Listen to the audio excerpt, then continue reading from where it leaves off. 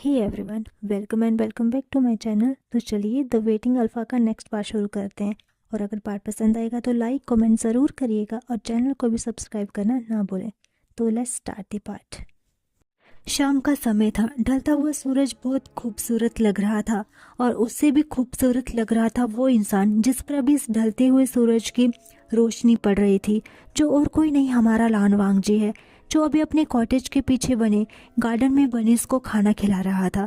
करीबन 15 से 20 बनिस वहां थे जो अभी वांगजी को घेर कर बैठे हुए थे। देखने पर ये एक बहुत प्यारी सी तस्वीर लग रही थी।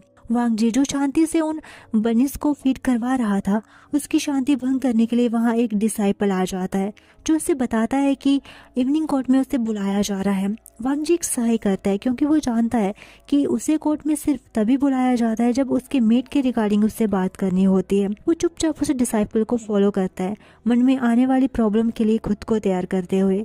इस बात से अनजान कि इस बार वहाँ कोई पहले जैसे बात शुरू और उसकी पनिशमेंट पर ख़त्म नहीं होने वाली। वो मीटिंग हॉल में एंटर होता है और सबको वो करता है।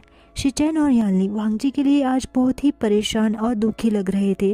वो चाहकर भी अपने फेस के एक्सप्रेशन छुपा नहीं पा रहे थे। पर वहीं मैडम लैन आज कुछ खुश सी लग रही थी और बाकी लैंड एल्डर्स और उनके सेक्ट लीडर लैंचरन एज यूजुअल बिना एक्सप्रेशन के वहाँ बैठे थे। पर कुछ तो है उनके चेहरे पर भी, एक रिलीफ शायद। वांगजी जो एक नज़र सबको देखकर ये सब समझ जाता है और उसके दिल में अजीब सी घबराहट होने लगती है। तभी उसे लैंचरैन की आवाज़ आती है, लान वांगजी, मैं इधर उधर की बात किए बिना तुमसे मुद्दे की बात करता हूँ। आज से 15 दिन बाद तुम्हारी क्लेमिंग राइट सेरेमनी की जाएगी। वांगजी लैंचरैन की बात सुनकर शॉक हो जाता है और इस पर वो कुछ कहता उससे पहले ही लैंचरैन उसे अपना हाथ दिखाकर रोक देते हैं और कहते हैं, तुम्हारी वजह से दूसरे क्लैन आपस में बहस कर रहे हैं और क्लैंस के बीच शांति भंग हो रही है, इसलिए अब तुम्हारी कोई बात नहीं सुनी जाएगी।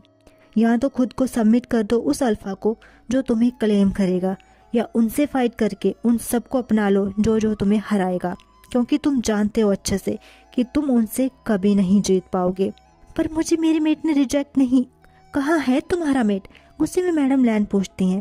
वो कंटिन्यू करते हुए बोलती हैं, किस मेट की बात कर रहे हो तुम, जो है ही नहीं? शुक्र मनाओ हम 4 साल से तुम्हारे इस पागलपन को सह रहे हैं, पर अब बहुत हो चुका। तुम चाहते क्या हो लान वांगजी? कल्टीवेशन वर्ल्ड तुम्हारे पागलपन की वजह से हमारे खिलाफ हो जाए?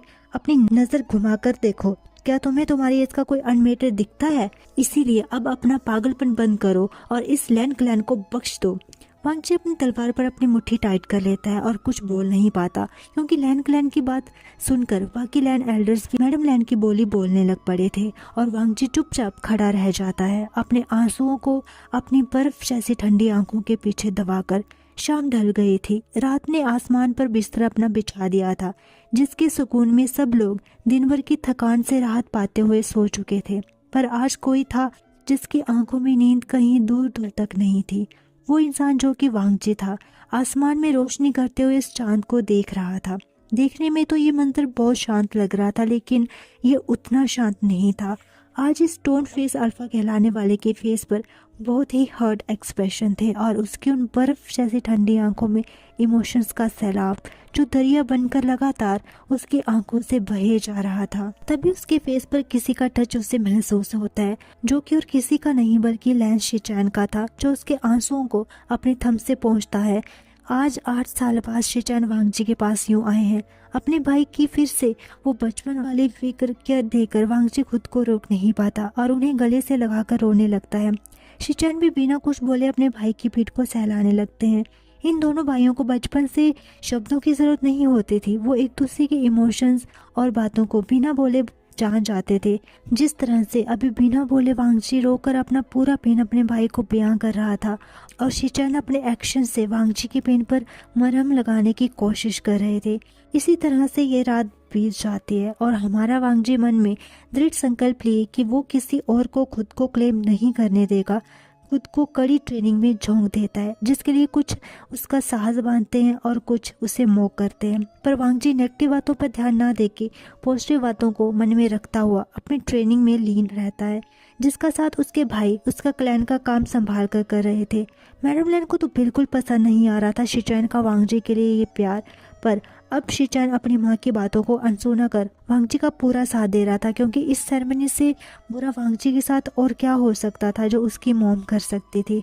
और मैडम लैन इस बात से भी रिलैक्स थी कि वांगजी चाहे कितनी भी ट्रेनिंग कर ले, पर वो उन हवस से भरे डोमिनेंट अल्फाज के सामने टिक नहीं पाएगा। एक और वांगजी बिना मन हारे पूरी लगन से अपनी प्रैक्टिस कर रहा था। और आज तीसरा दिन था उस मीटिंग के बाद का, जहां मॉर्निंग 5 बजे से ही उठकर वांगजी ने फिर से खुद को ट्रेनिंग में झोंक दिया था। वहीं दूसरी ओर हमारा विंग मजे से अपनी नींद पूरी करके अंगड़ाई लेता हुआ बेड पर बैठता है और कहता है, वाह कितनी अच्छी नींद थी। तभी उसे एक अनफैमिलियर आवाज़ सुनाई देती है जो कहता है, तो आखिरकार तुम उठ ही गए। विंग उस आवाज़ के सोर्स को देखता है और जोर से चीख उठता है, जिस कारण वो लड़का अपने कानों पर हाथ रखकर कहता है, तुम चिल्ला क्यों रहे हो। इस पर विंग कहता है, तुम कौन हो और तुम मेरे रूम में क्या कर रहे हो। वो अननोन शख्स कॉफ करता है और कहता है, तुम्हारा रूम, जरा नजर अपनी घुमा कर देखो। तो विंग पूरे रूम को देखता है और शॉक हो जाता है। पूरा रूम हिस्टोरिकल तरीके से डेकोरेटेड था। विंग कहता है, ये मैं कहाँ हूँ। इस पर वो लड़का कहता है, तुम जियांग क्लैन में हो और मैं जियांग चैंग हूँ, जियांग क्लैन का नेक्स्ट हायर, और ये कल्टीवेशन वर्ल्ड है। विंग जियांग चैंग की बात सुनकर और शॉक हो जाता है और बेहोश हो जाता है। जियांग चैंग अपने सर पर हाथ मारता है और जब अगले पल विंग की आंख खुलती है तो वो कहता है, क्या वियर्ड सा सपना था। पर उसे अपने साइड से फिर से उसी पर्सन की आवाज़ आती है जो कहता है, ये सपना नहीं हकीकत है।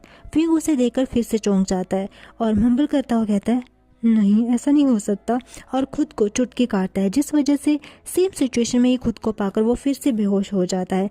तभी उस रूम में एंटर होती हुई पर्सन जो कि जियांग चैंग की मदर मैडम यू थी कहती हैं, अभी तक ये होश में नहीं आया। इस पर जियांग चैंग कहता है, नहीं ये होश में आया था, फिर से बेहोश हो गया। इस पर मैडम यू कहती हैं, अचानक से खुद को यहाँ पाकर ये शॉक्ड है। इस पर जियांग चैंग अपनी आईज रोल करता है। मैडम यू उसे उठाने की कोशिश करती है, जिससे विंग को होश भी आ जाता है, पर अपने सामने इन अजीब कपड़ों में खुद को इस अजीब सी जगह पर पाकर वो फिर से बेहोश होता। उससे पहले ही उसे जियांग चैंग की इरिटेटेड वॉइस आती है जो कहता है, आई स्वेयर अगर तुम फिर से बेहोश हुए ना तो मैं अपनी तलवार से तुम्हारी गर्दन काट दूंगा। जिस पर विंग खुद को शांत करता है और फिर उनकी बात सुनता है, जिस पर मैडम यू कहती हैं कि आज से 3 दिन पहले विंग उन्हें लोटस पॉइंट के पास बेहोश मिला था और वो उसे यहाँ ले आए, और आज 3 दिन बाद विंग को होश आया है। इस पर विंग कहता है, मैं तो अपने रूम में सोया था, पर फिर मैं यहाँ कैसे आ गया और मैं यहाँ से वापस कैसे जाऊँगा। मैडम ये कहती हैं कि वो चिंता ना करें, वो उसे उसके वर्ल्ड में भेजने का रास्ता जरूर ढूंढेंगी। इस पर विंग कहता है कि आप कैसे जानते मैं दूसरे वर्ल्ड से हूँ। इस पर मैडम ये स्माइल करते हैं और कहती है, तुम्हारी वेशभूषा से। उसके बाद वो विंग के बारे में उससे पूछते हैं और उसे इस कल्टीवेशन वर्ल्ड के बारे में भी पूरी जानकारी देते हैं, पूरी मानो A to Z, जिस कारण विंग को भी सबमिसिव अल्फाज के लिए थोड़ी हमदर्दी होती है। विंग किसी के साथ गलत होता नहीं देख सकता, जिस कारण वो उन अल्फाज के लिए बुरा मानता है, पर वो क्या कर सकता है।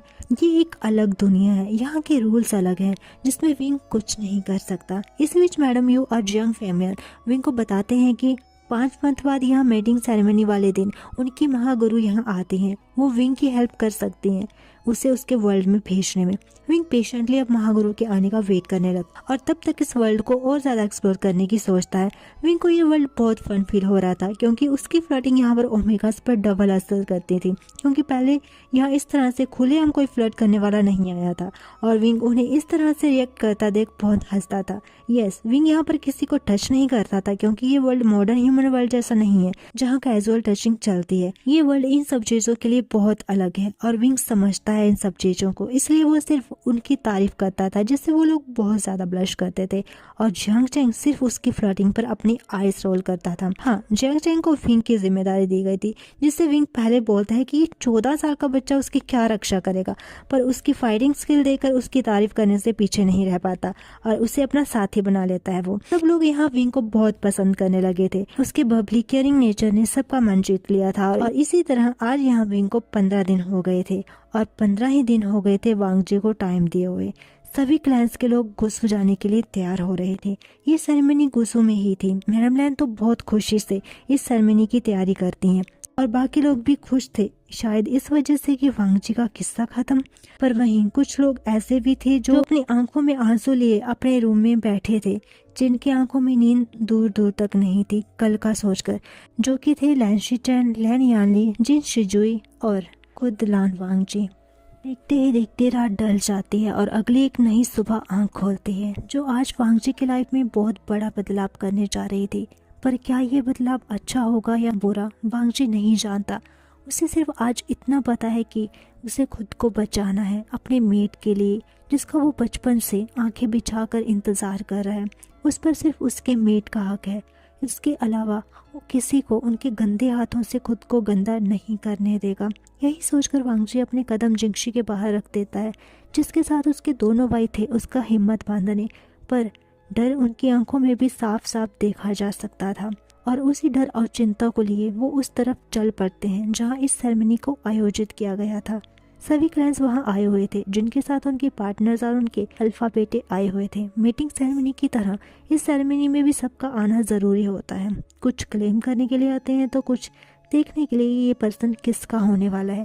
सभी लोग अपनी जगह पर बैठ गए थे। जंग क्लैन और नी क्लैन के सेक्ट लीडर और उनकी वाइफ्स को तो ये सब पसंद नहीं, पर फिर भी रूल्स की वजह से वो यहाँ आए हुए थे, जिनकी आंखों में भी चिंता साफ साफ दिख रही थी।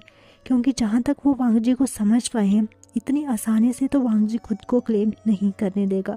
सच तो ये है कि ये लोग वांगजी के काइंड ऑफ फैन हो चुके हैं। अपने मीट के लिए इतना प्यार, उसके लिए इतनी लॉयल्टी कि पिछले 4 सालों से इतनी कड़वी बातें सुनकर भी वो अपने मीट का वेट कर रहा है, अपने रट के पेन को सहकर, जो कोई अल्फा सोच भी नहीं सकता। वांगजी पहला अल्फा है जो अपने मीट के लिए ये सब कर रहा है।